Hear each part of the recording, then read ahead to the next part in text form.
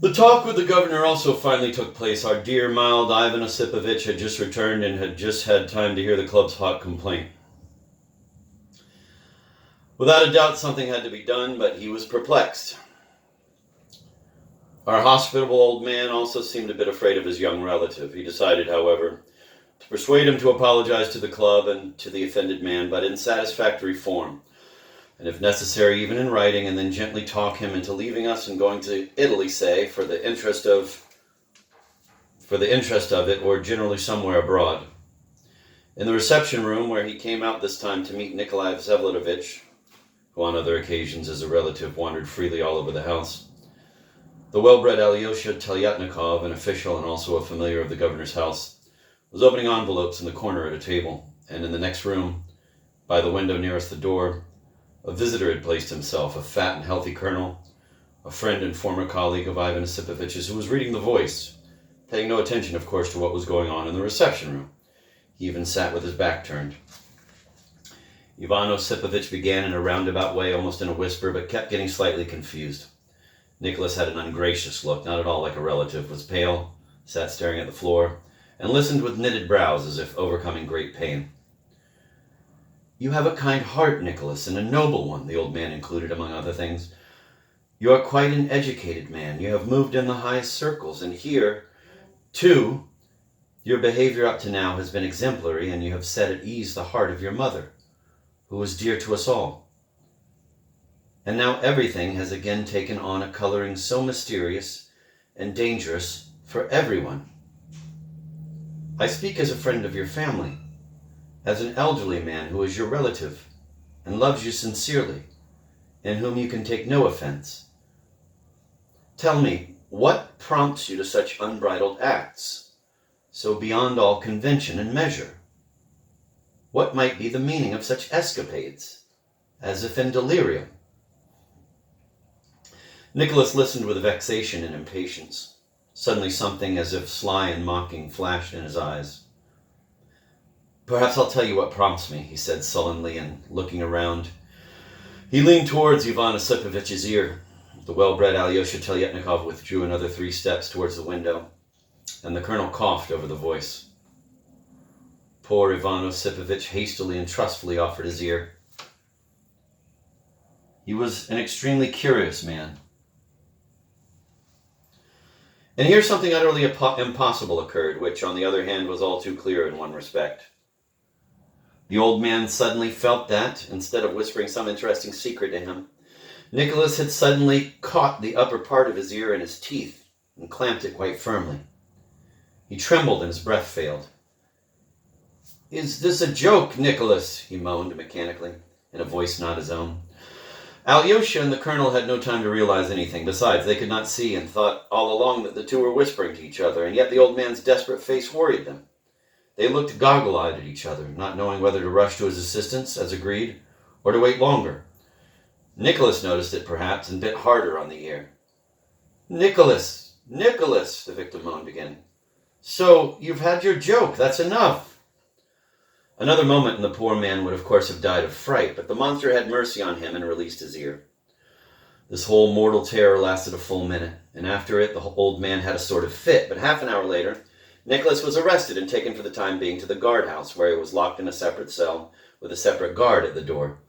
The decision was a harsh one, but our mild superior was so angry that he decided to take the responsibility upon himself, even in the face of Varvara Petrovna. To the general amazement, this lady, who arrived at the governor's in haste and displeasure for an immediate explanation, was turned away at the porch, whereupon, without getting out of the carriage, she went back home, hardly able to believe it herself.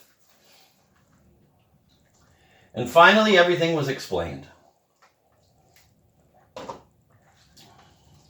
At 2 o'clock in the morning, the arrested man, who until then had been surprisingly quiet and had even fallen asleep, suddenly raised a clamor, began beating violently on the door with his fists, with unnatural force tore the iron grating from the little window on the door, broke the glass, and cut his hands all over.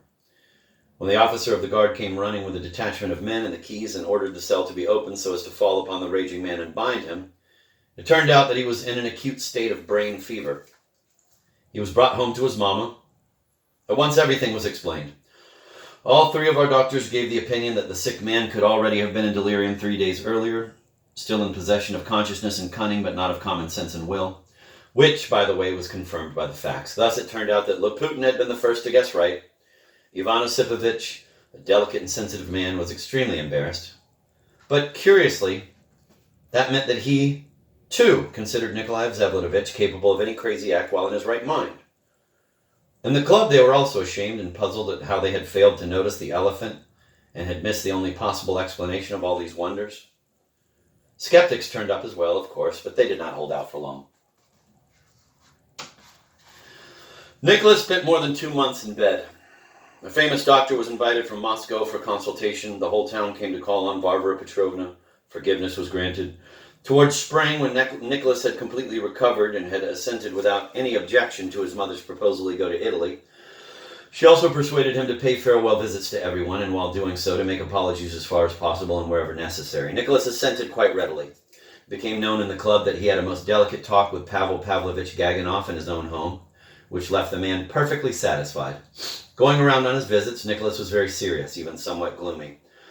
Everyone received him apparently with complete sympathy, but everyone was also embarrassed for some reason and glad that he was going to Italy. Ivan Osipovich even shed a tear, but for some reason did not dare to embrace him even at this final parting. Indeed, some among us remained convinced that the scoundrel was simply laughing at us all, and that his illness was beside the point. He also stopped by at Loputin's. "Tell me," he asked him, "how could you guess beforehand what I was going to say about your intelligence, and provide Agafya with an answer?" "I'll tell you how," laughed Loputin. "It's because I also regard you as an intelligent man, and therefore could divine your answer beforehand.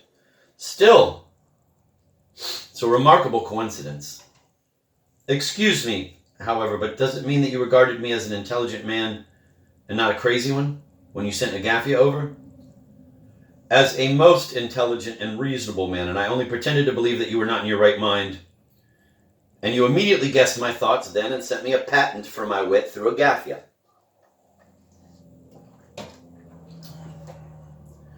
"Well, there you're slightly mistaken. I really wasn't well," Nikolai Vsevlodovich muttered, frowning.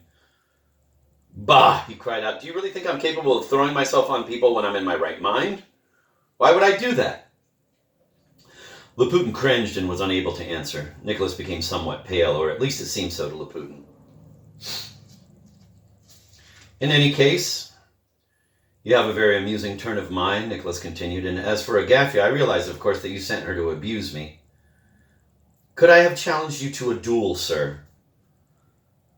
"Ah, yes, right, I did hear something about your dislike of duels. Why translate from the French?" Loputin cringed again. "You adhere to native things."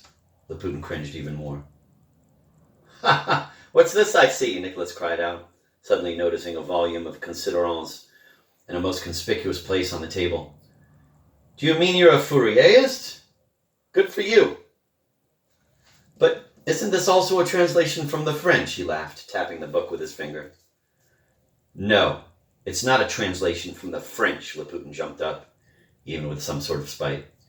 "It's a translation from the universal human language, sir, and not just from the French. From the language of the universally human social republic and harmony. That's what, sir. Not just from the French."